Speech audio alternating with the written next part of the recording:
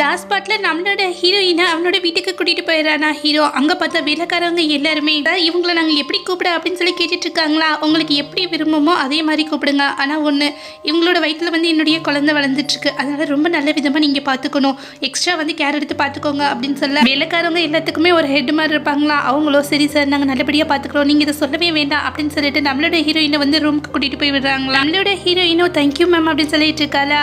Thanks சொல்ல வேண்டியது எனக்கு கிடையாது, எங்களோட பாஸ்க்கு தான். உங்களுக்கு எது தேவைப்பட்டாலும் சரி உடனே எங்களை கூப்பிடுங்க, நாங்கள் பண்ணித்தரோம் அப்படின்னு சொல்லிட்டு அங்கேருந்து கிளம்புறாங்களா. நம்மளோட ஹீரோயினோ அந்த ரூம் ரொம்ப சூடாக இருக்கே அப்படின்னு சொல்லிட்டு ஏசி ஆன் பண்ணுறதுக்காக போகிறா. அப்புறமா இது ரொம்ப வந்து காஸ்ட்லியானது, நிச்சயமாக நம்ம பண்ணக்கூடாது அப்படின்னு சொல்லிட்டு அந்த ஹீட்டோடையே அந்த இடத்துலையே படுத்து தூங்கிட்டு இருக்காளா. இன்னொரு பக்கம் வந்து ஹீரோட அம்மாவோ டி அந்த பொண்ணு நீ கூட்டிகிட்டு வந்துட்டியா அப்படின்னு சொல்லி கேட்டுட்டு இருக்க. ஆமாம்மா அப்படின்றானா. இங்கே பாரு, அவளை நீ காலேஜுக்கு போகிறதுக்கு அனுமதிக்கவே கூடாது, ஏன்னா அவளோட வயிற்றில் வந்து நம்ம குடும்பத்தோட வாரிசு வளர்ந்துட்டுருக்கு. அது மட்டும் இல்லாமல் எதுக்குமே யூஸ் ஆகாத ஒரு பிரதர் அப்புறம் அம்மாவை வச்சுட்டு இருக்கா, அவங்களாலேயும் இவளுக்கு ஏதாவது வந்து தொல்லை ஏற்படலாம், அதனால நிச்சயமாக இவளை வெளியில் அனுப்பக்கூடாது அப்படின்னு சொல்லிட்டு இருக்க. நம்மளோட ஹீரோவை அதை பற்றி யோசிச்சுட்டு இருக்கானா. சரிடா வா அந்த பொண்ணை போய் பார்த்துட்டு வரலாம் அப்படின்னு சொல்லிட்டு ரெண்டு பேரும் கிளம்புறாங்க. அந்த ரூம்குள்ளே என்ட்ரி ஆனால் அந்த ரூமே வந்து ரொம்ப ஹீட்டாக இருக்குது.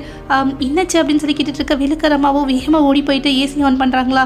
என்னுடைய தப்பு தான், நான் முதல்ல இதை ஆன் பண்ணி வச்சிருக்கணும் அப்படின்னு சொல்லிட்டு இருக்க. நம்மளோட ஹீரோயினை அந்த இடத்துல படுத்து தூங்கிட்டு இருக்கா. இப்போ நம்மளோட ஹீரோட அம்மாவோ மெதுவாக போயிட்டு பாவம் இந்த பொண்ணு பார்க்கறதுக்கு ரொம்ப அமைதியான பொண்ணு மாதிரி தெரியுறா, இவளுக்கு தேவையான எல்லாத்தையுமே நாம தாண்டா வாங்கி கொடுத்து பத்திரமா பார்த்துக்கணும் அப்படின்னு சொல்லி அவளை பார்த்துட்டு இருக்க. நம்மளோட ஹீரோவோ வேகமாக போய் தன்னுடைய கட்சிப்பை எடுத்து அவளுக்கு வேர்த்திருக்குமா அது ஃபுல்லாமே தொடச்சு விட்டுட்டு இருக்கா. அவனோட அம்மாவோ பக்கத்தில் உட்காந்துட்டு இவ எந்திரிச்ச பிறகு இவளுக்கு தேவையான சில பொருட்கள் எல்லாமே நம்ம வாங்கி கொடுக்கணும்டா அப்படின்னு சொல்லி பேசிட்டு இருக்காங்களா. நம்மளோட ஹீரோயினை பயந்துட்டு அந்த இடத்த விட்டு எந்திரிக்கினா.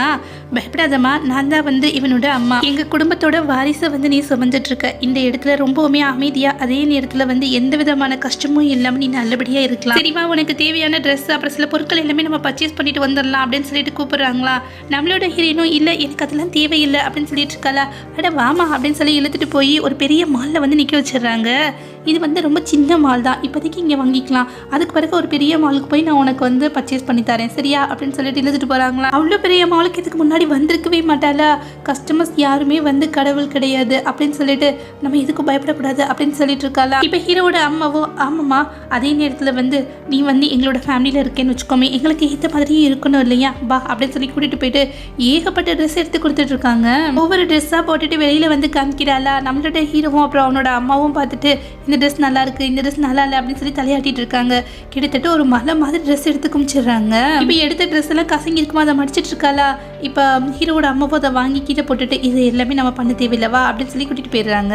இப்போ ஒரு மொபைல் ஷோரூம்குள்ள நுழைகிறாங்களா. அவளோ வந்துட்டு வேணாம் அப்படின்னு சொல்லிட்டு இருக்காளா. வா அப்படின்னு சொல்லி இழுத்துட்டு போயிட்டு வேற ஒரு காஸ்ட்லியான ஃபோனை வாங்கி அவளோட கையில் கொடுத்துட்டு ஆல்ரெடி வச்சிருப்பா இல்லையா அதை பிடிங்கி டஸ்ட்பின்ல போட்டு கூட்டிட்டு போயிடுறாங்க.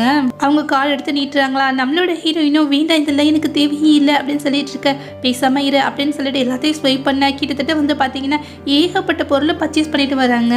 காரில் வந்து உட்காந்துட்டு தேங்க்ஸ் ஆண்டி அப்படின்னு சொல்கிறாளா. உண்மையிலேயே நீ எனக்கு தேங்க்ஸ் சொல்ல தேவையில்லை, இது எல்லாமே என்னுடைய பையனுக்கு தான் சொல்லணும் அப்படின்னு சொல்ல நம்மளோட ஹீரோவை பார்த்துட்டு தேங்க்யூ சார் அப்படின்னு சொல்லிட்டு இருக்காளா. இப்போ அம்மாவோ என்ன இன்னமும் சார்ன்னு சொல்லி கூப்பிட்டு இருக்க, நீ பேர் சொல்லியே கூப்பிடு அப்படின்னு சொல்லிட்டு இருக்காங்களா. வீட்டுக்கு வந்த உடனே சாப்பிட்றதுக்காக உட்காந்தா ஏகப்பட்ட டிஷ் அந்த இடத்துல இருக்கு. அங்கே ஒர்க் பண்ணக்கூடிய லேடியோ வந்துட்டு உங்களுக்காக தான் கொஞ்சம் நேரத்துக்கு முன்னாடியே நிறைய நியூட்ரிஷன்டான ஃபுட் எல்லாமே வந்து ப்ரிப்பேர் பண்ணி வச்சிருக்கோம் அப்படின்னு சொல்லிட்டு இருக்காங்களா. இதெல்லாம் இதுக்கு முன்னாடி அவள் சாப்பிட்ருக்கவே மாட்டாளா. அதை பார்த்துட்டு எல்லாம் ஆச்சரியப்பட்டு இருக்கான். நம்மளோட ஹீரோவோ ஒரு கார்டு எடுத்து கொடுத்துட்டு இதுக்கு எந்த விதமான பாஸ்வேர்டும் கிடையாது, அதனால இந்த கார்டை நீ வச்சுக்கோ அப்படின்னு சொல்லி கொடுக்குறானா. அவ்வளோ வேண்டாம், நீங்கள் ஆல்ரெடி எனக்கு நிறைய விஷயங்கள் வாங்கி கொடுத்துட்டீங்க, அதனால இந்த கார்டு எனக்கு தேவைப்படாது அப்படின்னு சொல்லிட்டு இருக்க. இப்போ அவனோட அம்மாவும் எடுத்து வச்சுட்டு உனக்கு ஏதாவது தேவைப்பட்டுச்சுன்னு வச்சுக்கோமே அப்போ வந்து எங்ககிட்ட கேட்டுகிட்டே இருக்கணும்னு அவசியம் இல்லை, உனக்கு இப்போ எது தேவைப்பட்டாலும் சரி ஒரு சேஃப்டிக்காக இந்த கார்டை உங்ககிட்டே இருக்கட்டும், எங்ககிட்ட நீ கேட்கவே தேவையில்லை அப்படின்னு சொல்லிட்டு கட்டாயப்படுத்தி அந்த கார்டை கையில் கொடுத்துட்றாங்க. சரிவா நான் உன்னை கொண்டு போய் கார்லேயே வந்து காலேஜில் ட்ராப் பண்ணிடுறேன் அப்படின்னு சொல்லிட்டு இருக்கானா. அவ்வளோ வந்துட்டு வேணும் நான் பஸ்லேயே போய்க்கிறேன் அப்படின்னு சொல்லிட்டு இருக்காளா. இனிமேல் பஸ்ஸில் போக வேண்டிய அவசியம் கிடையாது அப்படின்னு சொல்லிட்டு கொண்டு வந்து காலேஜில் விட்டுட்டு போயிடறான். காலேஜில் உட்காந்து எழுதிட்டு இருந்தா கூட படிச்சுட்டு இருக்க திமிரு படிச்ச ரெண்டு பொண்ணுங்க ஏய் அவளை பார்த்தியா பார்க்கறதுக்கு ரொம்பவே டிஃப்ரெண்டாக தெரியுறாள் அப்படின்னு சொல்ல. என்ன டிஃப்ரெண்டாக தெரியுறா, எப்பயும் போலதான் கீழமாக இருக்கா அப்படின்னு இன்னொருத்தி சொல்லிட்டு இருக்காளா. இல்லை அவள் போட்டிருக்க ட்ரெஸ்ஸை பார்த்தியா, இது வந்து ரொம்ப பிராண்டடான வருஷம் முழுக்க வந்து காலேஜுக்கு 2 ட்ரெஸ்ஸை தவிர வேறு எந்த ட்ரெஸ்ஸுமே இவள் போட்டு வந்ததே கிடையாது, மாற்றி மாற்றி அதையே தான் போட்டுட்டு வந்துட்டு. இப்போ பாத்தியா ஆளே மாறிட்டா, அது மட்டும் இல்லாம அவளோட மேக்கப் முதற்கொண்டு மாறிடுச்சு பாத்தியா அப்படின்னு சொல்லிட்டு இருக்க. இன்னொரு விஷயத்த கவனிச்சியா, எப்ப பார்த்தாலும் வந்து வாமிட் பண்ணிட்டே இருக்கா. ஒருவேளை ஏதாவது பணக்கார கிழவனோட வந்து கனெக்ஷன்ல இருப்பாளோ அப்படின்னு சொல்லி பேசி வந்து நம்ம ஹீரோயின் கிட்ட வம்பளத்துட்டு இருக்காங்களா. அவ்வளோ வந்து அந்த இடத்த விட்டு கிளம்புறதுக்கு ட்ரை பண்ணிக்கிட்டு இருக்கா. இங்க இருந்து அவ்வளோ சீக்கிரத்துல நீ போயிட முடியுமா என்ன அப்படின்னு சொல்லிட்டு ஒரு மாதிரி வாமிட் பண்ற மாதிரி போறாளா. நீ எப்ப பார்த்தாலும் வந்து இதே மாதிரி பண்ணிட்டு இருக்கியே. ஆமா, ஏதாவது வந்து ஒரு பணக்கார கிழவனோட குழந்தைய வந்து வயிற்றுல வந்து சுமந்துட்டு இருக்கியா என்ன? அதுக்காக அந்த கிழவன் உனக்கு எவ்வளவு பணம் கொடுத்தான் அப்படின்னு சொல்லி கேட்டு நம்மளோட ஹீரோயினுக்கு கோவம் வந்துருதா. வாயை முடுங்க, இதுவும் தெரியாம இதுக்காக கண்டது பேசிட்டு இருக்கீங்க அப்படின்னு சொல்லிட்டு கோவம் அந்த இடத்த விட்டு கிளம்பி காலேஜ் முடிச்ச உடனே அவளை பிக்கப் பண்றதுக்காக நம்மளோட ஹீரோ வந்து நின்றுட்டு இருக்கானா. அவ்வளோ வந்து அழுதுட்டு இருப்பா. அதனால அவளோட முகமே வந்து ரொம்ப வந்து சோகமா இருக்குமா. ஆமா, யாரும் உன்னை தேவையில்லாம வந்து வம்பளுத்தது அப்படின்னு சொல்லி கேட்டுட்டு இருக்கானா. அந்த மாதிரிலாம் எதுவும் இல்லை அப்படின்னு சொல்லிட்டு இருக்க. சொல்றியா இல்லை நானா கண்டுபிடிக்கவா அப்படின்னு சொல்லி கேட்டுட்டு இருக்கா. யாரும் இல்லைன்னு சொல்லிட்டு இருக்கேல, எனக்கு எப்போ பார்த்தாலும் வாமிட் வந்துட்டே இருக்கு, அதனால ரொம்ப டயர்டாக இருக்கேன், என்னால் வந்து கான்சன்ட்ரேட் பண்ணவே முடியல ஸ்டடீஸில் அப்படின்னு சொல்லிட்டு இருக்க. நம்மளோட ஹீரோவோ இங்கே பாரு, நீ இப்போ ப்ரெக்னெண்ட்டாக இருக்க, இந்த மாதிரி டயத்தில் வந்து மூடு வந்து சேஞ்ச் ஆகுறதும் அது மட்டும் இல்லை அதிகமாக ப்ரெஷர் ஆகுறது எல்லாமே நார்மல் தான். பேசாமல் வந்து காலேஜுக்கு நீ வந்து லீவ் போட்டுடு அப்படின்னு சொல்ல. அவ்வளோ வந்து நிச்சயமாக கிடையாது, என்னால் வந்து காலேஜுக்குலாம் லீவ் போட முடியாது, என்னுடைய டயத்தை வந்து என்னால் வேஸ்ட் பண்ண முடியாது. ஒரு வருஷம் கழிச்சு நான் காலேஜுக்கு வந்தேன்னு வச்சுக்கோங்களேன், நிச்சயமே எனக்கு தெரியும் இந்த ப்ரெக்னன்சிக்கு வந்து நான் வந்து ஒத்துக்கிட்டேன்னா நீங்கள் இந்த மாதிரி தான் வந்து என்னோட படிப்பை பாதிட்டு நிப்பாட்டிடுவீங்க அப்படின்னு சொல்லிட்டு கீழே உட்காந்து அழுதுட்டு இருக்காளா. நம்மளோட ஹீரோவோ அவளை தூக்கி விட்டுட்டு, இங்கே பாரு ரொம்ப ஃபீல் பண்ணாத, ஒருவேளை உனக்கு காலேஜ் போகிறது தான் விருப்பம்னு வச்சுக்கோமே, தாராளமாக போ, நான் உன்னை தடுக்கவே மாட்டேன் அப்படின்னு சொல்லிட்டு 2 பேர் காரில் வந்து உட்காராங்களா. காரில் ஏறி உட்காந்தோன்னையும் நான் காலேஜுக்கு வந்து லீவ் எடுக்கணும் நீங்கள் வந்து நினைக்கிறீங்களா அப்படின்னு சொல்லி கேட்டுட்டு இருக்க. இல்லை, நான் வந்து உன்னை எந்த விதத்துலையும் ஃபோர்ஸ் பண்ண மாட்டேன் அப்படின்னு சொல்லிட்டு இருக்கானா. சரி, நான் வந்து காலேஜ் போகலை, ட்ராப் அவுட் பண்ணிடுறேன் அப்படின்னு சொல்லிட்டு இருக்க. என்னாச்சு சடனாக வந்து இந்த மாதிரி மாற்றி பேசிகிட்டு இருக்க அப்படின்னு சொல்லி கேட்டுட்டு இருக்க.